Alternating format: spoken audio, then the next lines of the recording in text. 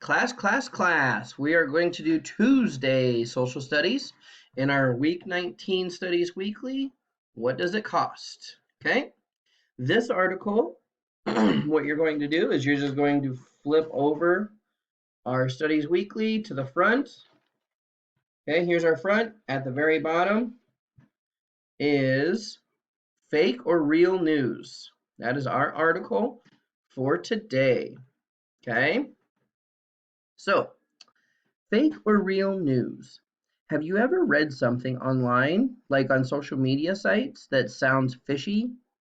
Maybe it was real, but it could be fake news. The big danger, though, is news that sounds real but isn't. Fake news is becoming common because anyone can post things online. Fake news can be in the form of a story. Fake news can be a photo or video that has been changed.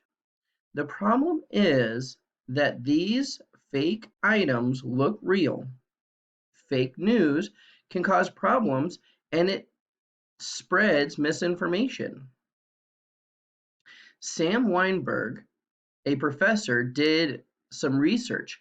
He found that 80% of students cannot tell the difference between real and fake news. Do you want to become a media savvy person? You have to be able to find out if news is real or fake. How do you do that? You have to become a detective and search for the truth.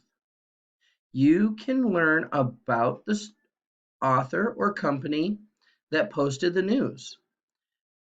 You have to think about the purpose of the news.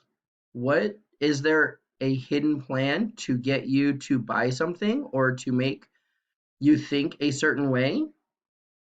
Your teacher or a trusted adult can help you learn how to spot fake news. It takes a little time, but democracy depends on real information. Do your part and discover what is real and what is fake. Okay? So now go ahead and go to your continuous learning plan on Tuesday and answer the question and send it to me by Dojo, text message, or email. Thank you. I hope you're having a good day.